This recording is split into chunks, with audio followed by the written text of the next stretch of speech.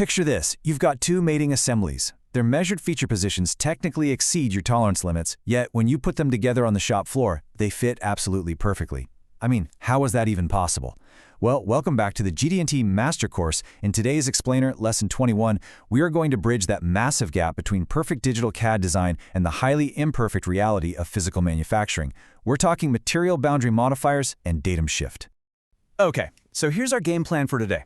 We'll start with the reality of GD&T, move into datum feature simulators, break down material boundary modifiers, understand exactly how datum shift works, run through some calculations engaging, and finish up with common mistakes and applications.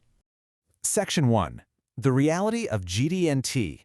Ideal versus physical.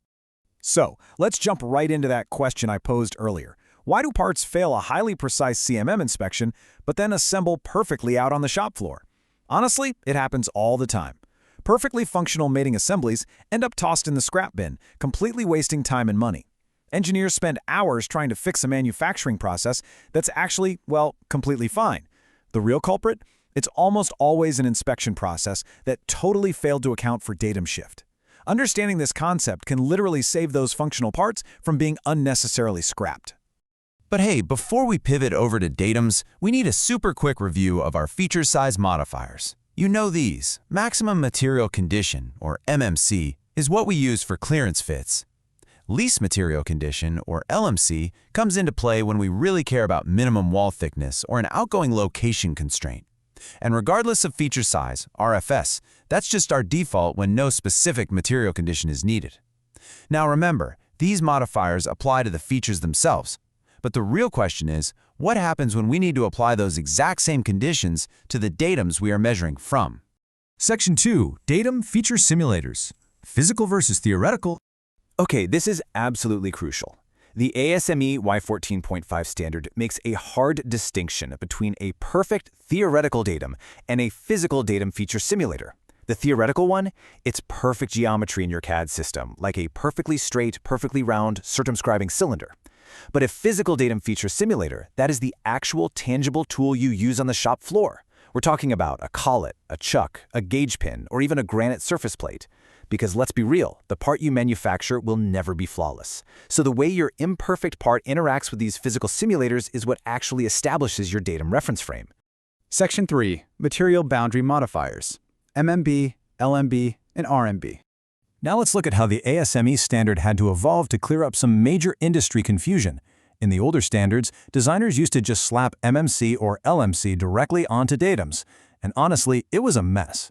When you apply a modifier to a datum, it doesn't just apply to the feature's size, it actually applies at the virtual condition of that datum feature.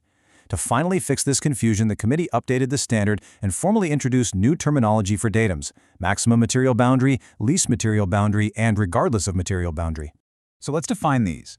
These new modifiers, MMB, LMB, and RMB, give us a crystal clear definition of the boundaries established by our datum features during inspection. MMB creates a fixed functional boundary. Think of it as the absolute worst-case mating size, which is exactly what lets us build fixed-size functional gauges. LMB is the least material boundary, mostly used when we're analyzing things like minimum wall thickness and castings. And RMB? That's our default. It means the datum feature simulator has to physically expand or contract to make full contact with the datum feature, centering it perfectly regardless of the feature's actual size. Section 4. Understanding datum shift.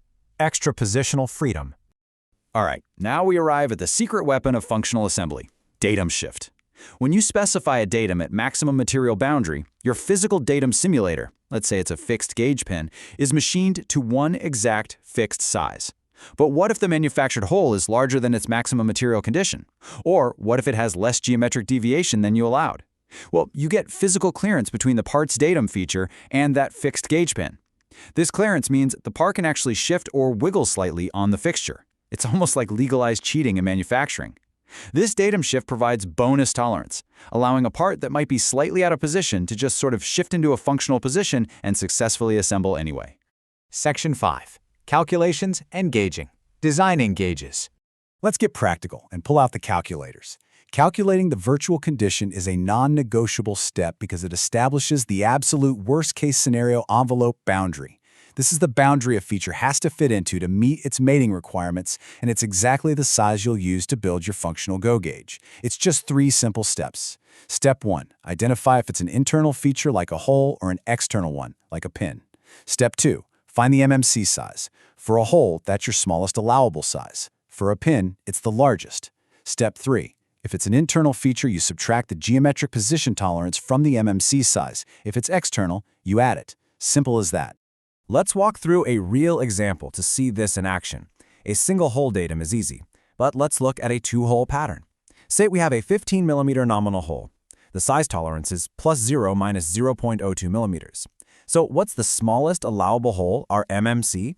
It's 14.98 mm. Now, our position tolerance is 0.2 mm at MMC.